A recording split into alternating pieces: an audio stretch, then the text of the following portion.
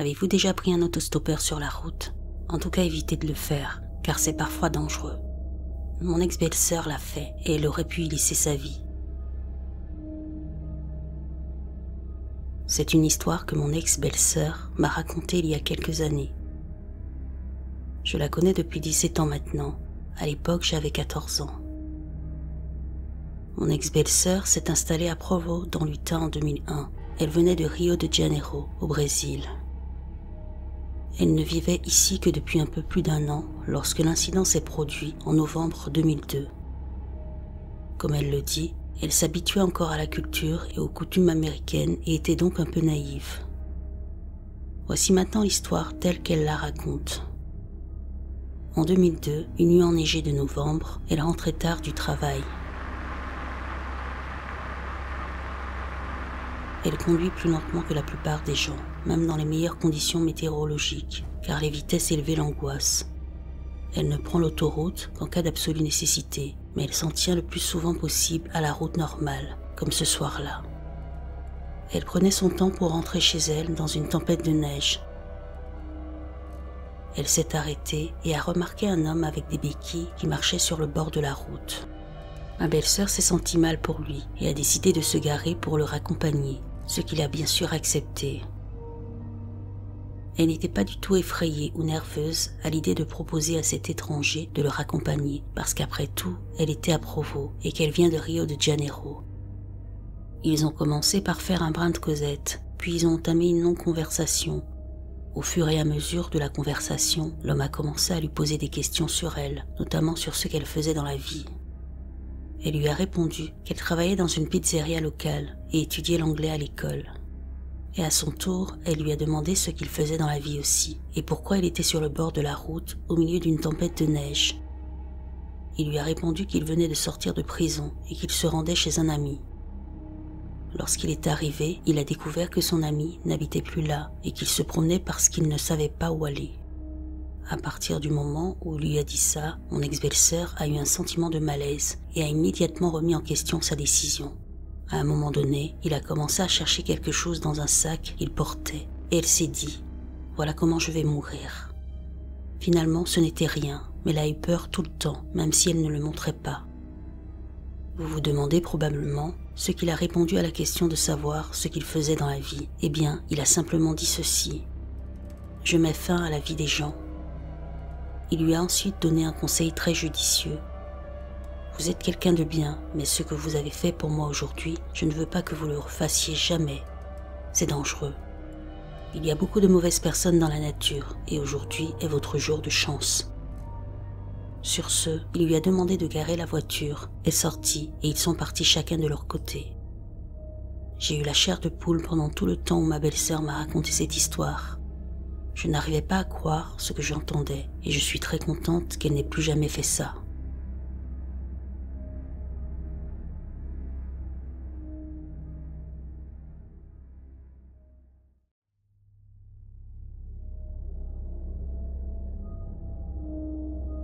C'est arrivé à un de mes amis alors qu'il était déployé au Moyen-Orient.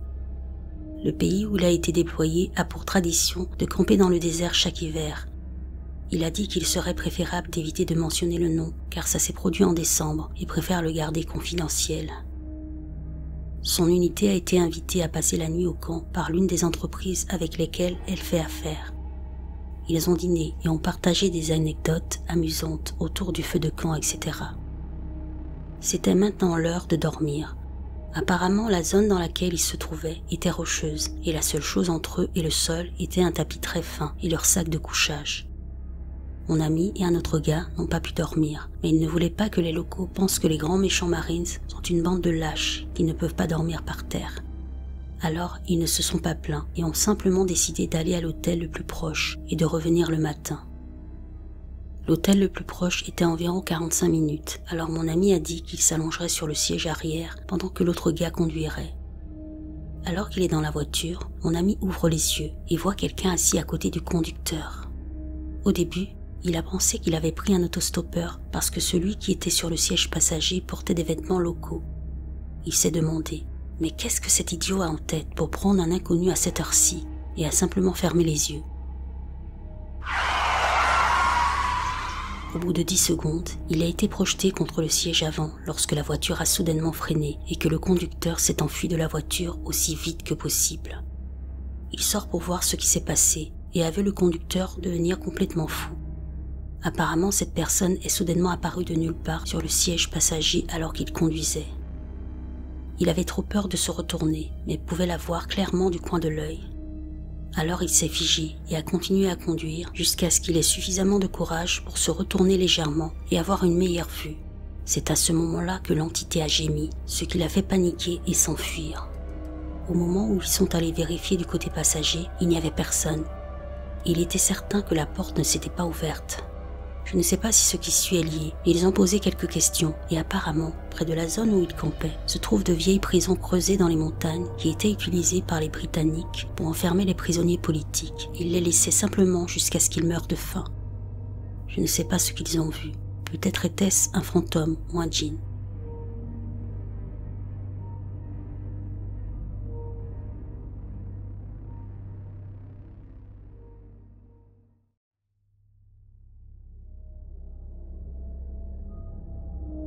Mon grand-père est décédé récemment et je me suis souvenu d'une histoire qu'il aimait raconter.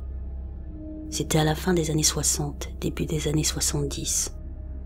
Il conduisait sur une route au milieu d'une forêt, dans les montagnes du Pakistan. Il rentrait chez lui après un voyage. Alors qu'il conduisait, il a vu un homme lui faire signe, debout sur le bord de la route. Il faisait sombre, il y avait du brouillard, si bien qu'on ne pouvait pas vraiment voir son visage ou quoi que ce soit d'autre. Il s'est alors dit qu'il pouvait tout aussi bien aider cet homme, car il se trouvait au milieu de nulle part.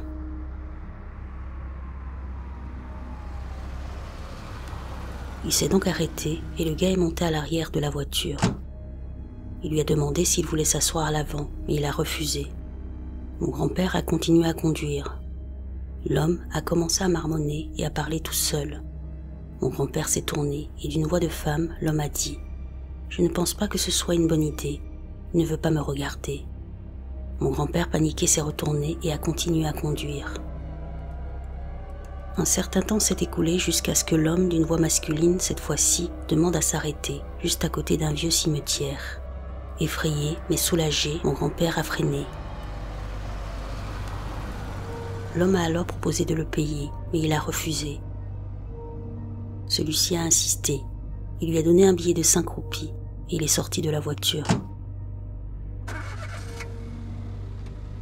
Mon grand-père a roulé un peu avant de se retourner pour voir que le type n'était plus là. Ma grand-mère a gardé ses 5 roupies, mais malheureusement nous les avons perdues. Je ne sais pas, fantôme c'est probablement le mauvais mot. Quand mon grand-père m'a raconté l'histoire, il a mentionné qu'il s'agissait peut-être de djinns, qui font partie du folklore sud-asiatique et moyen-oriental. Ils vivent dans les forêts et dans des endroits sales et sont faits de feu. Nous ne pouvons pas les voir, mais ils peuvent nous voir. Ils sont également connus pour se transformer en humains.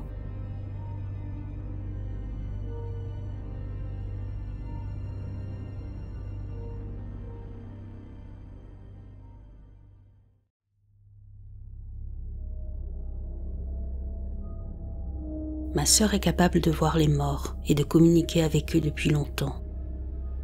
Elle pratique la Wicca, est douée pour lire les cartes de tarot et a commencé à utiliser ses capacités pour aider les gens à se débarrasser des esprits dans leur maison. Mon père a toujours été sceptique et croyait sincèrement que ma sœur souffrait d'un trouble mental qui lui causait des hallucinations. Un soir, mon père travaillait tard, bien après la tombée de la nuit. Lorsqu'il est finalement arrivé à la maison, il avait l'air troublé, il était silencieux et s'est rendu dans l'autre pièce pour parler à ma mère. Je l'ai entendu lui dire qu'en rentrant chez lui, il avait eu l'impression bizarre que quelqu'un était assis à côté de lui dans son camion. Il a dit que tout d'un coup, le voyant de l'airbag du siège passager avant s'est allumé. Ce voyant ne s'allume que si quelqu'un est assis sur le siège, car il détecte la présence d'un poids. Il s'est dit qu'il s'agissait probablement d'un problème électrique, jusqu'à ce qu'il puisse voir du coin de l'œil le contour d'une silhouette sombre assise là. Chaque fois qu'il regardait, elle avait disparu. Il est rentré à toute vitesse vers sa maison pour pouvoir sortir du camion. Il ne savait pas quoi penser, à part que ça lui faisait très peur. Ma mère a vu ma sœur se débarrasser d'un esprit dans la station-service où je travaillais et lui a donc suggéré d'aller voir ce qu'il y avait dans son camion. À ce moment-là, j'étais dans l'autre pièce avec eux et je lui posais d'autres questions sur son expérience.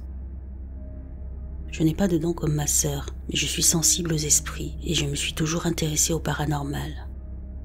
J'ai même mené mes propres enquêtes avec quelques amis dans le passé. Ma sœur est entrée dans la pièce et nous l'avons mise au courant de ce qui se passait. Elle a dit qu'elle irait voir et m'a demandé de l'accompagner. Ce que j'ai vécu ensuite me donne encore aujourd'hui des frissons. Nous sommes allés dehors jusqu'au camion et ma sœur s'est installée sur le siège du conducteur. Elle est restée silencieuse et a regardé le siège passager. Elle a dit « Il est toujours là ». Elle a démarré le camion et le voyant de l'airbag passager s'est rallumé comme il l'avait fait pour notre père.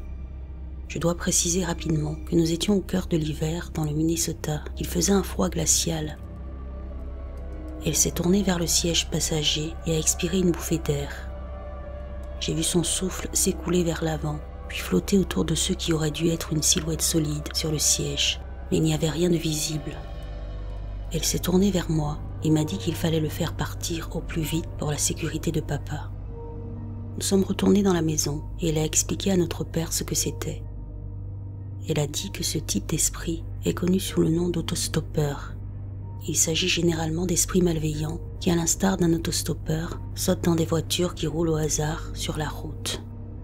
Elle a ajouté que ces esprits peuvent être dangereux car ils peuvent par exemple faire en sorte que les freins de votre voiture lâchent pour que vous ayez un accident ou faire d'autres choses avec votre véhicule pour que vous soyez blessé ou même que vous mouriez.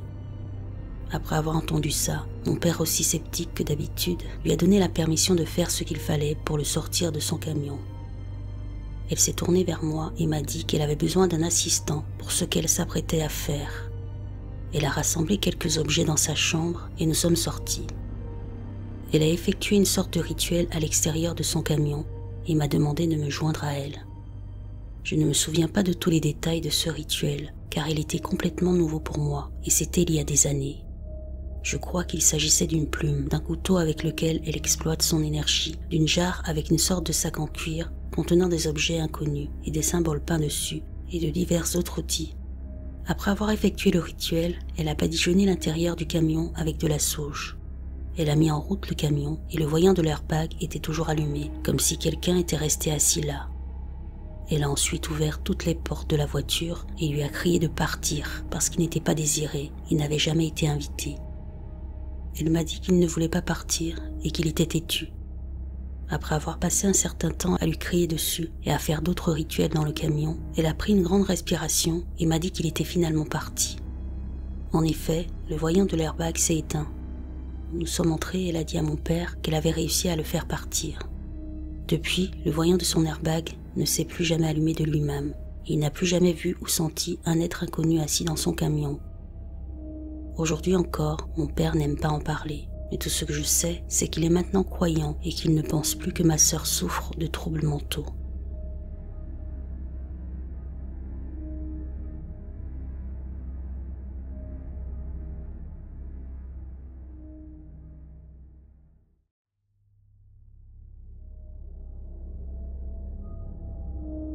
Je vais me présenter brièvement.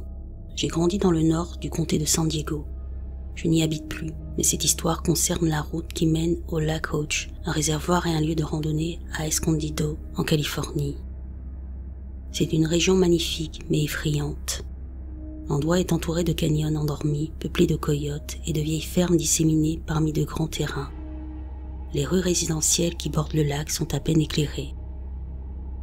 Le lac lui-même a une histoire sombre que seuls les habitants de la région peuvent connaître.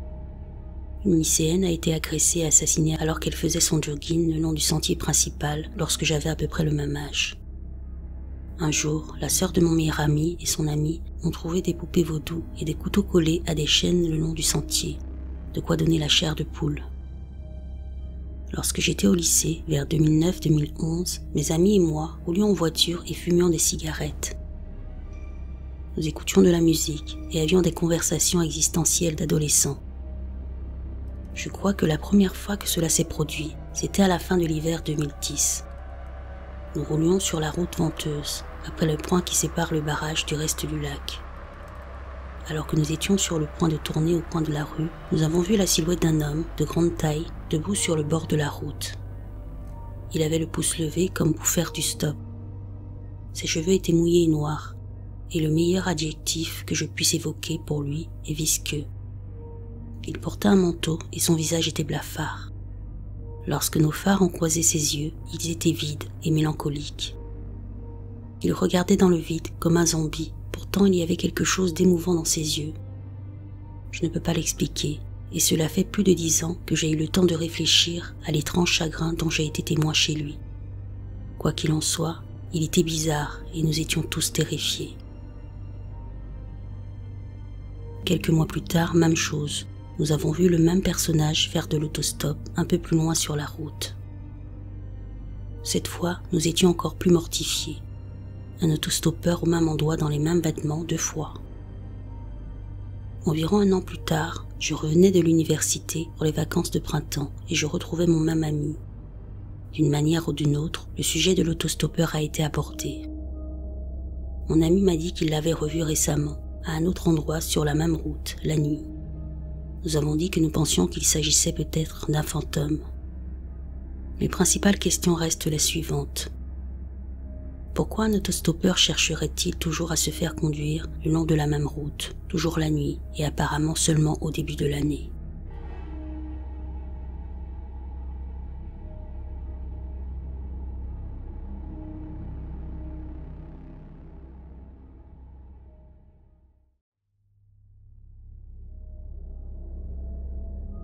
Le mois d'août me rappelle toujours une expérience particulière que je remets encore en question aujourd'hui. Dans la ville où j'ai passé la majeure partie de mon adolescence, j'ai appris à connaître le type qui tenait le kiosque de l'une des stations-service locales. Il s'appelait Kelly, il avait probablement quelques années de plus que moi. J'avais environ 16 ans à l'époque, et nous sommes devenus, je dirais, de bonnes connaissances. Il avait un look assez particulier, des cheveux longs et bouclés. Il était mince et grand. Il aimait porter beaucoup de couleurs sombres avec une veste de combat, généralement une veste en jean avec de nombreux patchs de groupes de rock et de métal cousus dessus. C'était au début des années 90. Nous avons toujours été amicaux l'un envers l'autre. Il lui arrivait de me vendre des cigarettes alors que je n'avais pas l'âge requis, une fois de plus, bien avant qu'une véritable réglementation ne soit mise en place à cet effet. Quelques années plus tard, j'avais environ 18 ans et j'étais enceinte. Ça ne se voyait pas encore complètement et j'essayais de garder pour moi l'information concernant cette grossesse. Un jour, je me suis arrêtée au kiosque pour faire le plein de ma voiture et qu'elle y travaillait. Pour une raison ou une autre, après ces quelques années de conversation amicale, etc., il a choisi ce moment pour me demander si j'accepterais de sortir avec lui un jour. Je n'ai pas mentionné la grossesse. Honnêtement, je n'avais aucune idée de ce qu'il fallait dire. J'ai eu du mal à m'exprimer et j'ai réussi à lui faire comprendre que ce ne serait pas une bonne idée. Je me sentais très mal.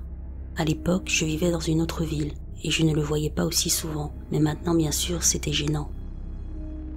1 an plus tard, j'étais devenue une jeune maman et je conduisais avec ma fille dans la voiture juste au coin du kiosque où Kelly travaillait. Alors que je conduisais, j'ai vu une personne faire du stop sur le bord de la route. C'était Kelly, incontestablement. Je ne me suis pas arrêtée parce que j'avais ma fille dans la voiture avec moi et j'ai pris la décision de passer à côté de lui. Kelly m'a regardé fixement pendant que je passais. Il connaissait ma voiture. Je suis rentrée chez moi environ 1 heure plus tard et j'ai appelé une bonne amie. Je lui ai dit que j'avais vu Kelly faire de l'autostop un peu plus tôt, ce qui m'a semblé bizarre car il vivait en ville. Il lui aurait été facile de marcher jusqu'à l'endroit où il devait se rendre.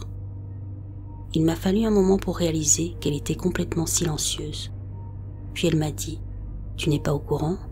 Tu ne sais pas ?» Savoir quoi? J'ai répondu. Kelly s'est ôté la vie il y a quelques jours. Sa mère l'a trouvée. À ce moment-là, j'ouvrais une boîte de spaghettis pour la mettre sur le feu pour ma fille. Je l'ai fait tomber. Je lui ai dit que c'était tout à fait impossible. Il était impossible que le gars que j'avais vu aujourd'hui faisant de l'autostop ne soit pas Kelly. Ça ne pouvait être personne d'autre que lui. Mais c'était vrai. Certains d'entre vous se demanderont peut-être pourquoi je ne l'ai pas su puisque nous étions amis. Mais encore une fois, nous n'étions pas des amis qui traînaient ensemble. Nous ne faisions pas partie du même cercle. Une partie de moi essayait de comprendre ce qui me choquait et me bouleversait le plus. Était-ce le fait qu'il était si désespéré qu'il s'est ôté la vie, ou le fait que je l'avais vu bien après son décès? Et l'autre partie de moi, et si je m'étais arrêté pour aller le chercher ce jour-là? C'est cette pensée qui me hante encore.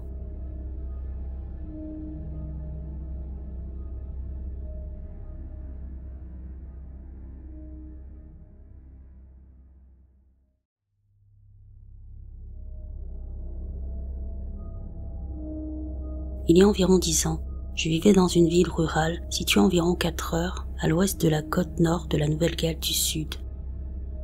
Il fallait traverser une chaîne de montagnes venteuses pour y arriver et c'était magnifique, comme une forêt tropicale. J'avais entendu parler brièvement d'observations de fantômes par des gens de la région où je vivais, mais je n'y avais pas prêté beaucoup d'attention jusqu'à ce que mon partenaire de l'époque m'avoue pourquoi il détestait conduire dans cette région. Il m'a dit qu'il rentrait chez lui le soir avec un ami après le week-end de la fête nationale australienne quand ils ont vu une vieille voiture garée dans une aire de repos. Ils n'y ont prêté aucune attention, surtout qu'il faisait déjà très sombre à cette heure-là. Un peu plus loin, ils se sont arrêtés car une femme était sur le bord de la route leur faisant signe de se garer. Elle a dit que la voiture était la sienne et a demandé avec hésitation s'ils acceptaient qu'il la dépose dans son allée, quelques kilomètres plus loin. Ils l'ont fait, et une fois arrivée, elle leur a dit qu'elle allumerait et éteindrait les lumières quand elle sera arrivée en toute sécurité, car l'allée était sombre. Je suppose qu'elle n'était pas à l'aise avec le fait qu'ils viennent chez elle. Ils l'ont regardée marcher presque tout le chemin jusqu'à ce qu'ils ne puissent plus la voir. Si je me souviens bien, cela faisait environ 15 minutes qu'ils se rendaient compte que les lumières ne s'étaient pas éteintes et rallumées. Ils étaient vraiment inquiets pour elle, car elle était un peu plus âgée. Ils se sont donc rendus sur place et un couple est sorti. Ils ont insisté sur le fait qu'il n'y avait qu'eux et leurs jeunes enfants qui vivaient là, personne d'autre. Ils n'étaient pas les seuls à signaler qu'une femme plus âgée avait été déposée chez eux. La femme qui vivait là avant était décédée, mais ils n'étaient pas vraiment prêts à en parler. Mon ex-partenaire et son ami ont fait le chemin inverse et la voiture de la femme avait disparu. Je me souviens d'en avoir parlé à son ami. Il n'avait pas grand-chose à dire à ce sujet, mais il était un peu mal à l'aise.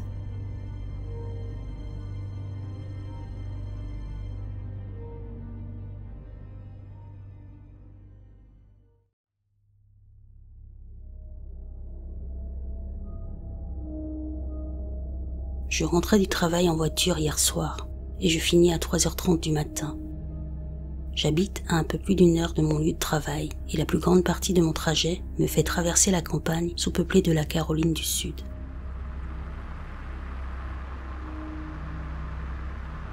Les routes sont désertes. Il n'y avait rien d'autre que moi et les nombreuses cerfs. La nuit dernière a commencé de manière assez normale. Je rentrais chez moi, les feux de route allumés, à la recherche de Bambi et de sa bande. Vers 3h45, je suis passé devant l'un de ces mémoriaux qui marquent l'endroit d'un accident mortel. Sur le moment, cela ne m'a pas semblé pertinent, mais en y repensant maintenant, cela pourrait bien être important à noter. À environ 2 km de la Croix dans les bois, mes feux de route ont aperçu l'arrière d'un jeune homme qui marchait sur la route. Je suis passé devant lui. J'ai jeté un coup d'œil dans mon rétroviseur, regardant son visage éclairé par mes feux arrière. Il était si blanc, d'un blanc pâle. J'ai aperçu ses yeux un bref instant. Ils avaient l'air creux. J'ai supposé que c'était juste l'ombre de son front à cause de mes feux arrière. Encore une fois, j'ai trouvé ça bizarre, mais je ne l'ai pas considéré comme un détail important à ce moment-là. Une fois qu'il a été hors de vue, j'ai commencé à avoir vraiment froid. J'ai allumé le chauffage, et la température dans la voiture restait fraîche. J'avais l'impression que quelqu'un était assis à côté de moi, mais quand je jetai un coup d'œil, il n'y avait personne. Après plusieurs minutes de cette sensation, j'ai commencé à voir quelque chose bouger dans le reflet de la vitre du côté passager. Pourtant, rien ne bougeait dans la voiture. Je continuais à voir des mouvements périphériques, comme si quelqu'un secouait sa jambe. Je me sentais mal à l'aise, nerveux, agité. J'ai de nouveau levé les yeux vers le rétroviseur et mon œil a remarqué quelque chose d'étrange. Le voyant qui indique si l'airbag passager est activé n'était pas allumé sur off, comme il devait l'être lorsque le siège passager est libre. En d'autres termes, quelqu'un était assis à côté de moi. Mon cerveau s'en est rendu compte et j'ai senti mon cœur s'emballer et des frissons me parcourir le corps. Je me suis arrêtée à une station-service déserte et je suis sortie de la voiture pendant environ 5 minutes. Lorsque j'ai eu le courage de remonter dans la voiture et d'aller voir ce qui se passait, le sentiment de malaise avait disparu. J'ai mis le moteur en marche et j'ai repris la route. Le témoin de l'airbag passager était éteint. Le chauffage fonctionnait à nouveau. Je ne voyais plus de mouvement du coin de l'œil. Toute cette expérience m'a vraiment secoué.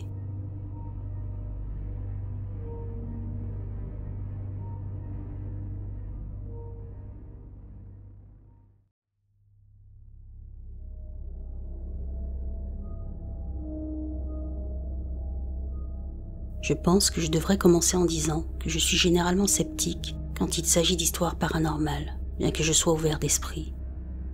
Je n'avais jamais eu d'expérience que je qualifierais de paranormale jusqu'à celle-ci.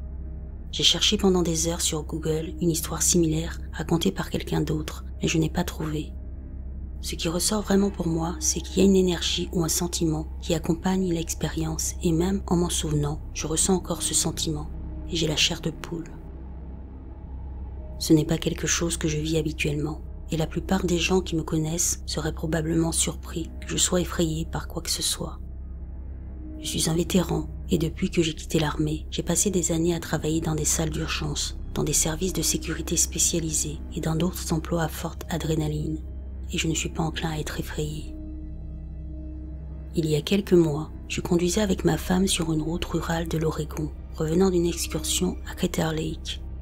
Nous vivons sur la côte et l'autoroute que nous empruntions pour rentrer est très sinueuse.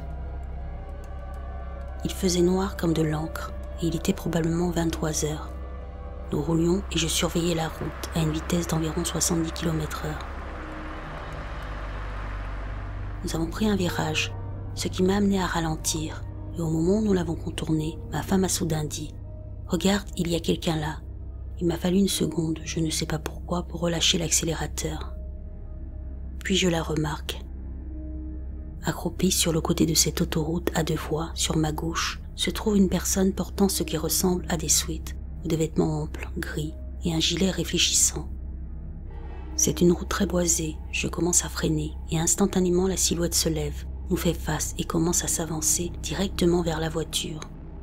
J'ai eu l'impression qu'il y avait de l'électricité dans l'air, car lorsqu'elle nous faisait face, sa tête était penchée sur le côté, comme si son cou était totalement mou et sa bouche était grande ouverte. Ses jambes ne semblaient pas fonctionner correctement non plus, car elle boitillait vers nous. C'est alors que j'ai ressenti ce sentiment primitif d'effroi, comme si mon subconscient savait que quelque chose n'allait pas. Je ne pouvais pas me concentrer pleinement sur elle, car la voiture roulait encore et je devais conduire. Et ma femme la regardait droit dans les yeux. Normalement, ma première pensée aurait été de freiner et de voir ce qui se passait, car une fois encore, nous sommes à des kilomètres et des kilomètres de la ville, et il y avait un sentiment d'effroi dans l'air, et le temps semblait presque ralentir. C'est à ce moment-là que j'ai entendu ma femme dire « Ne t'arrête pas, vas-y ». Instinctivement, j'ai accéléré.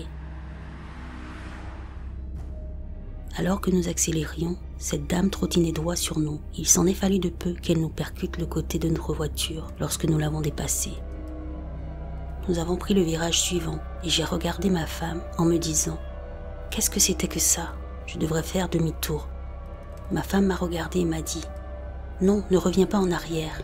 Je ne sais pas ce que c'était. » Je lui ai dit que je ne pouvais pas la regarder directement pendant longtemps car j'étais concentré sur la route, mais je lui ai décrit ce que j'avais vu et elle m'a confirmé qu'elle avait vu la même chose. Elle m'a dit que lorsqu'elle s'est approchée de la voiture, elle nous regardait fixement et ma femme la regardait dans les yeux, mais elle n'avait pas de pupille et son expression est restée figée, bouche ouverte. Nous avons parcouru les articles de presse et j'ai même contacté les autorités qui nous ont informé que personne n'avait été porté disparu ou blessé à l'extérieur. Je ressens toujours cette étrange sensation de frisson intense à chaque fois que je pense à elle, tout comme ma femme. Tout ce que je sais, c'est que ce n'était pas normal.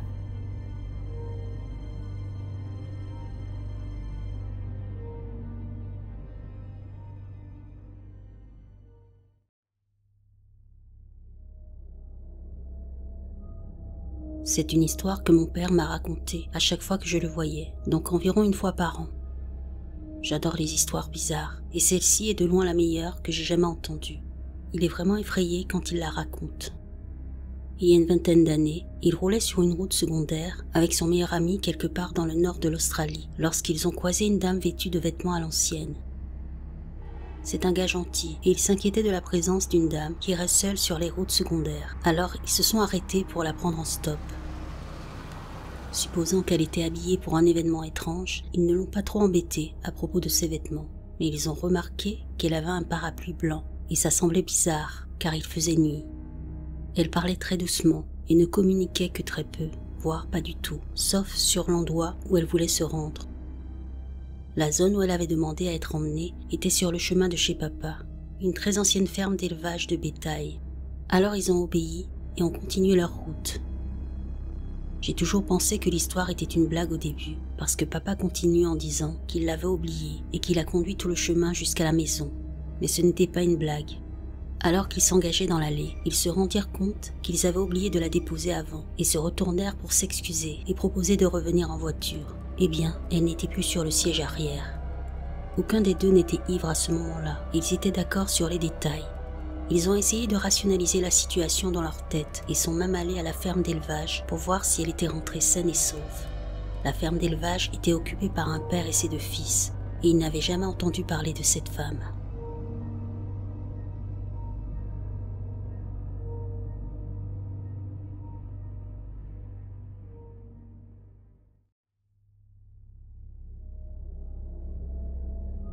Un soir, en rentrant du travail, je me suis arrêtée dans une pharmacie pour acheter quelque chose.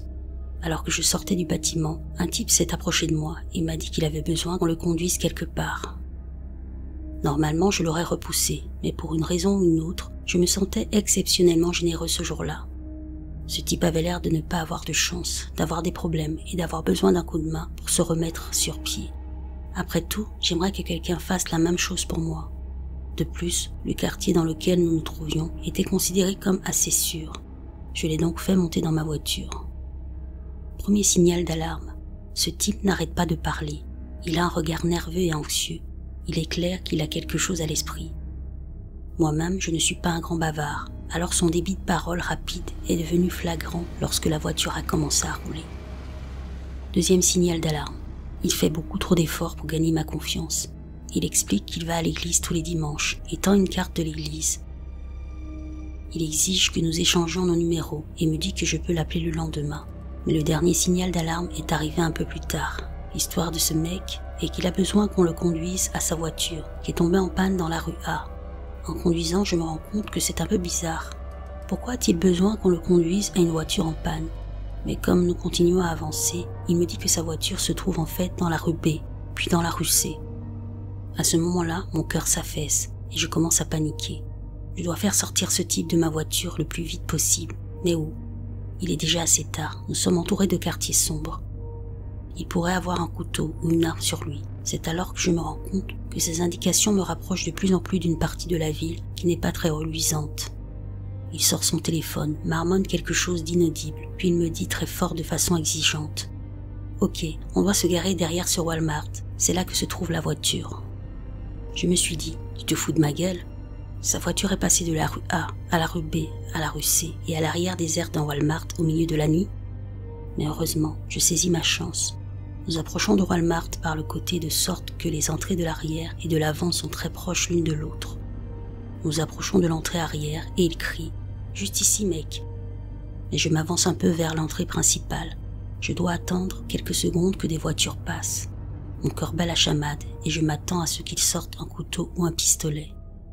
Les voitures passent et je m'approche de la devanture du Walmart, très éclairée et pleine de gens qui se promènent. Le type ouvre la porte et sort de la voiture sans un mot de plus. Je pense que j'ai essayé d'aider quelqu'un et j'ai failli me faire voler la voiture, ou pire.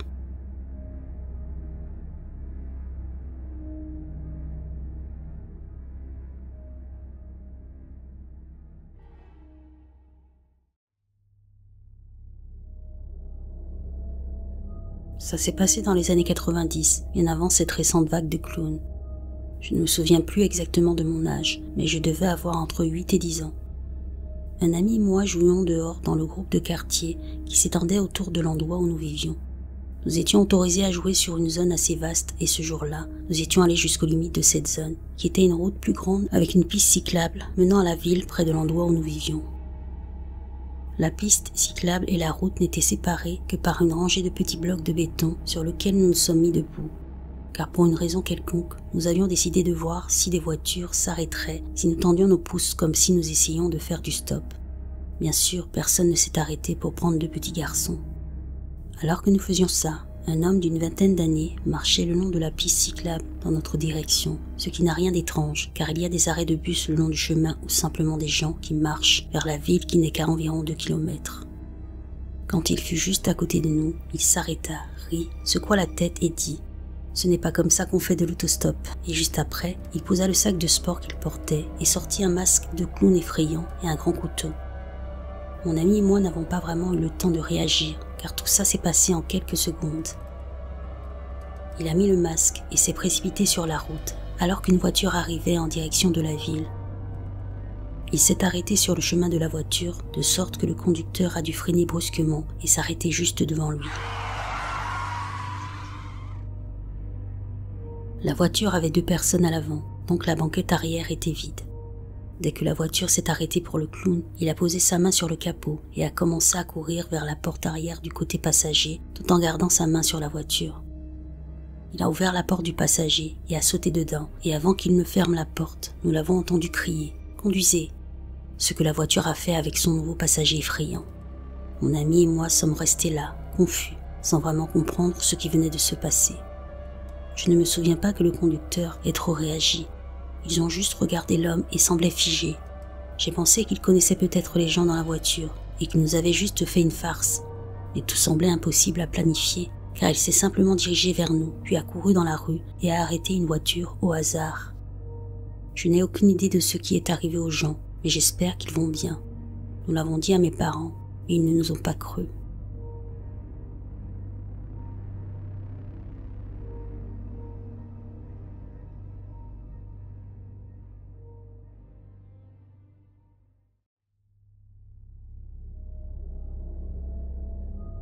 Je suis un passionné de randonnée et vivant dans l'outback australien, les sentiers ne manquent pas. Habituellement, j'y vais avec ma copine, mais elle travaillait ce jour-là. Et comme j'avais un jour de congé et que c'était une journée parfaite pour faire de la randonnée, j'ai décidé d'y aller. Il était déjà 15 heures quand je suis arrivé et le soleil commençait à se coucher, mais je pensais avoir suffisamment de temps pour faire toute la randonnée. Les choses ont commencé normalement, jusqu'à environ 16 heures, et quand le ciel a commencé à s'assombrir, je me suis assis sur un rocher pour boire un verre, et là j'ai senti quelque chose sur ma jambe. J'ai baissé les yeux, et autour de mon pied se trouvaient 3 grosses araignées chasseuses. Lorsque 2 d'entre elles ont mordu ma cheville, j'ai poussé un cri et je les ai secouées. Alors qu'elles s'enfuyaient, la douleur s'est installée. Étant originaire de cette région, je ne suis pas étranger à la vue des araignées chasseuses, et j'en sais un peu plus sur elles, mais je n'avais jamais été mordu auparavant, alors j'ai été surpris par la douleur. J'ai essayé de continuer à marcher, mais ma cheville commençait à gonfler beaucoup. Le soleil se couchait, alors j'ai sorti mon téléphone, et j'ai vu à quelle distance se trouvait ma voiture. Putain, me suis-je dit, en partie à cause de la douleur à ma cheville et de la distance qu'il me restait à parcourir. Mais près de l'endroit où j'étais, il y avait une route. Ce n'était qu'à environ 3 minutes à pied. Alors j'ai décidé de faire de l'autostop. Après quelques minutes de marche, j'ai atteint la route et c'était beaucoup plus calme que je l'avais pensé. Il n'y avait pas une voiture ni un bruit à voir ou à entendre. J'ai attendu pendant ce qui m'a semblé être une éternité. Vers 17h30, le soleil était presque complètement couché lorsque j'ai entendu quelque chose, un moteur de voiture. J'étais si heureux lorsque les phares sont apparus et que j'ai levé mon pouce. Mais la voiture ne s'est pas arrêtée et m'a dépassé. J'étais agacé. Mais elle a ensuite freiné brusquement et s'est arrêtée juste en haut de la route. Elle a commencé à reculer vers moi. C'était une Toyota Land Cruiser blanche et le conducteur a baissé la vitre. « J'ai besoin de chauffeur ?»« Ouais, ce serait super, merci. » Je lui ai donné le nom du parking et nous sommes partis. Il a vu que j'allais mal et quand il m'a demandé ce qui n'allait pas et que je lui ai dit, il m'a offert une bouteille de Pepsi que j'ai prise. Je l'ai bu presque immédiatement. Au bout de 5 minutes environ, j'ai commencé à me sentir bizarre, comme si j'allais m'évanouir. La dernière chose dont je me souviens, c'est que la voiture a fait un virage serré avant que je m'évanouisse. Puis je me suis réveillée dans un lit d'hôpital avec ma petite amie, mes parents, mon frère et un policier autour de moi. J'étais confus, mais le policier m'a expliqué ce qui s'était passé. Le type était un criminel recherché qui avait fait la même chose à de nombreuses autres personnes. Il les avait ramenés dans une ferme abandonnée où il les tuait, les découpait avant de les jeter dans la rivière voisine. La raison pour laquelle il a été mis en prison, c'est parce qu'un policier l'a vu rouler à toute vitesse et l'a arrêté.